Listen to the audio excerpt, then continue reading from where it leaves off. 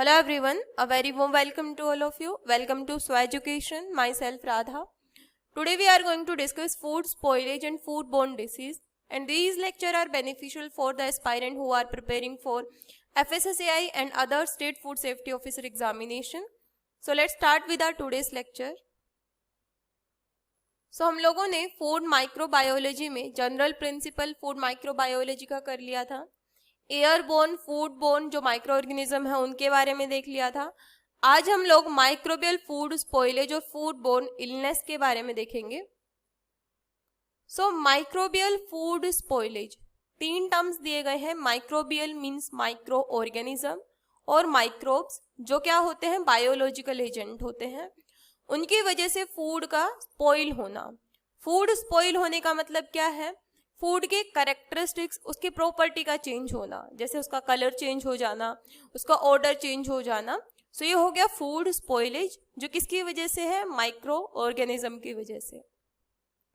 तो जब एक बार फूड स्पॉइलेज हो जाता है तो वो ह्यूमन कंजम्पशन के लिए डिजायरेबल नहीं रह जाता, क्योंकि फूड का जो कैरेक्टरिस्टिक्स है वो चेंज हो चुके हैं। सो फूड स्पॉइलेज क्या होता है?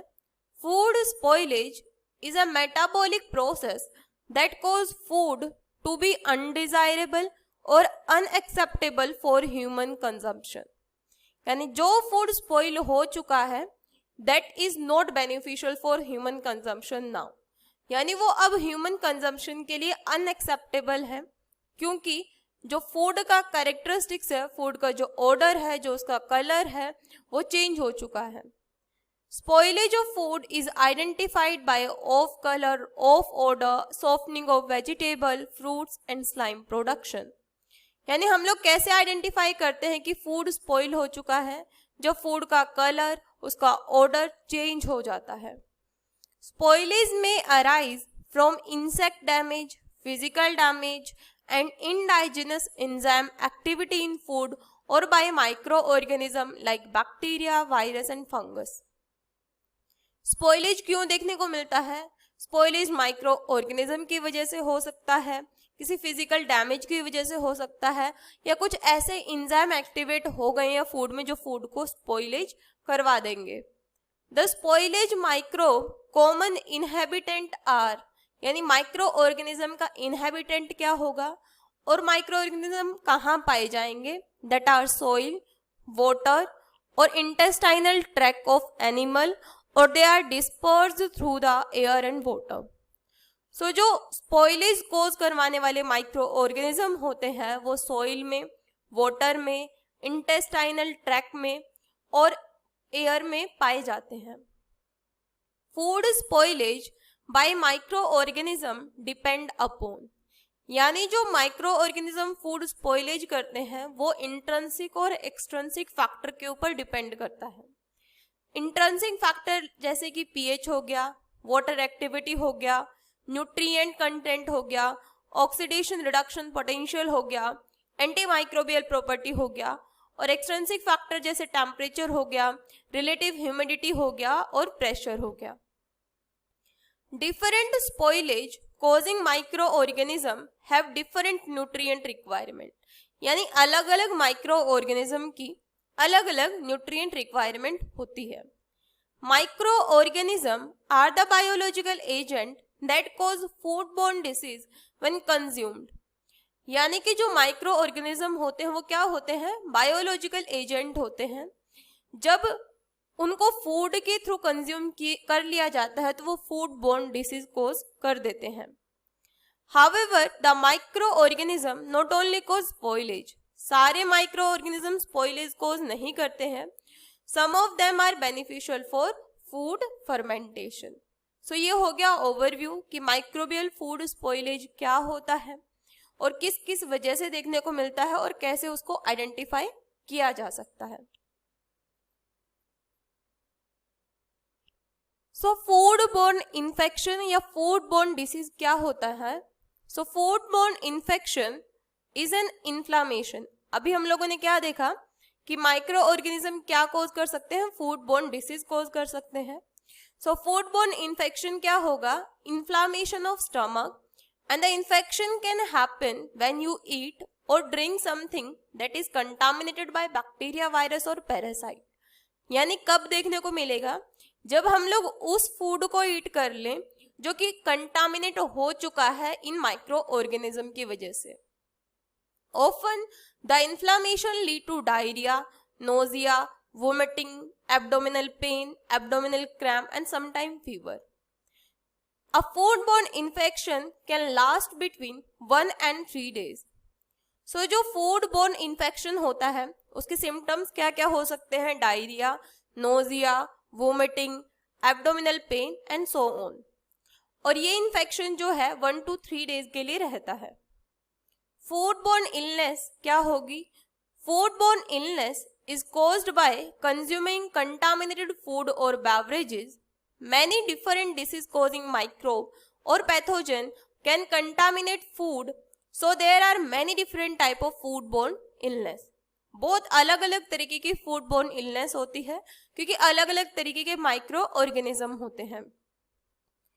Most foodborne disease are infection caused by variety of bacteria, virus and parasite.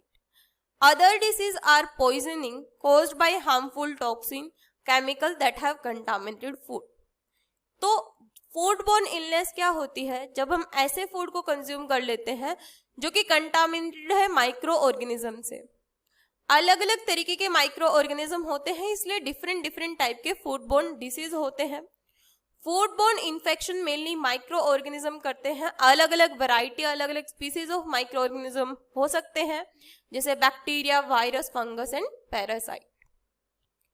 Symptom of foodborne illness. Foodborne illness के सिम्टम्स क्या हो सकते हैं? Common symptom of foodborne illness are diarrhoea and vomiting, जो कि 1 to 7 डेज के लिए रहेगा। कुछ अदर सिम्टम्स भी हो सकते हैं, abdominal cramps, nausea, fever. What some people call the stomach flu may actually be a foodborne illness caused by pathogen in contaminated food or drink. The incubation period can range from several hours to 1 week। यानी कि जैसे stomach flu हो गया, abdominal pain हो गया, nausea हो गया, fever हो गया, ये सारे कॉमन सिम्टम्स है फूडबोर्न डिसीज के। Next, commonly recognised foodborne infection. So Salmonellosis, a potentially life-threatening infectious disease caused by various species of Salmonella bacteria। जो Salmonellosis है ये Salmonella bacteria cause करता है, and this infection can cause a debilitating condition referred to as reactive arthritis, जिसको रियटर syndrome बोलते हैं। Hemorrhagic colitis, infectious disease primarily caused by bacterium E. coli। E. coli infection can lead to serious complication known as hemolytic uremic syndrome। Third आता है listeriosis, infectious disease caused by bacteria Listeria monocytogenes।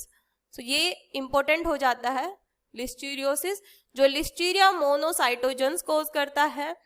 And this infection is particularly dangerous for pregnant women because it can cause stillbirth, premature labor and infection of the baby। Next आता है Campylobacteriosis। किसके through cause होता है? Campylobacter jejuni। This infection can lead to be serious disorder affecting the peripheral nervous system।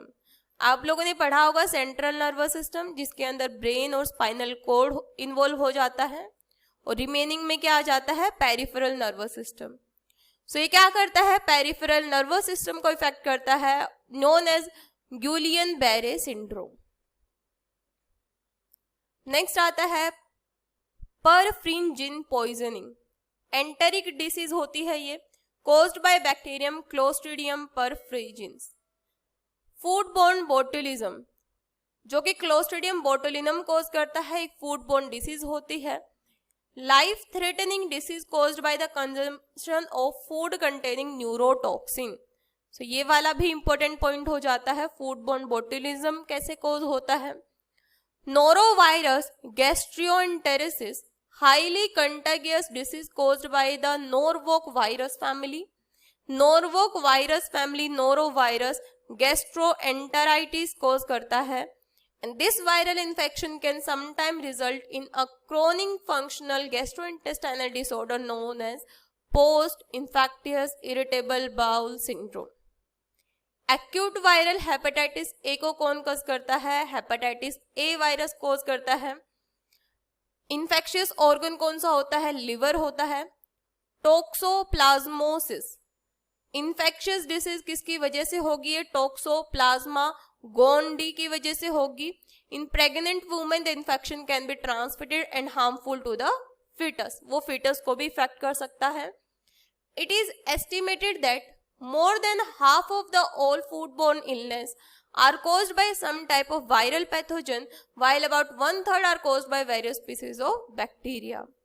ये normally देखा गया है कि जो फूडबोर्न इलनेस है, हाफ ऑफ देम जो है वो वायरल पैथोजन की वजह से होती हैं, 1/3 बैक्टीरिया की वजह से होते हैं, और रिमेनिंग जो है अदर माइक्रो ऑर्गेनिज्म की वजह से देखने को मिलती है। सीजेलोसिस, ये किसकी वजह से कोज होगा? सीजेला बैक्टीरिया की वजह से कोज होगा। This infection can cause HUS और रिएक्टिव आर्थराइटिस। ये वाला हम लोगों ने यहां भी देखा है कि किसकी वजह से होगा? सैल्मोनेलोसिस की वजह से भी देखने को मिलता है। और हिमियोलिटिक यूरेमिक सिंड्रोम हेमरेजिक कोलाइटिस की वजह से देखने को मिलता है।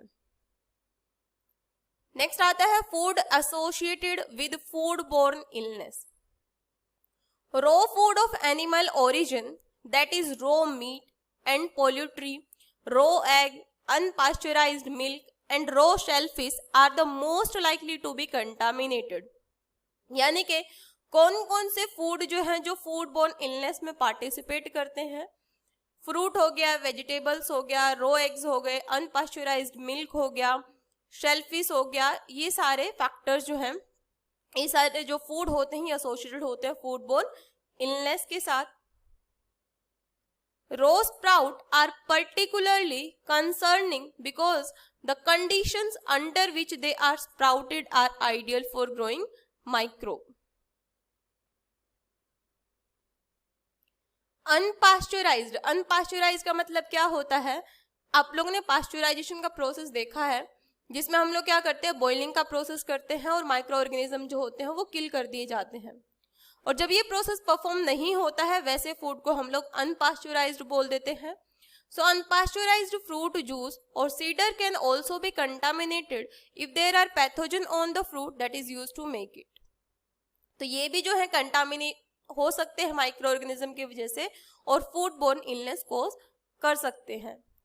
Any food item that is touched by a person who is ill with vomiting or diarrhea or who has recently had such an illness can become contaminated when these food items are not subsequently cooked.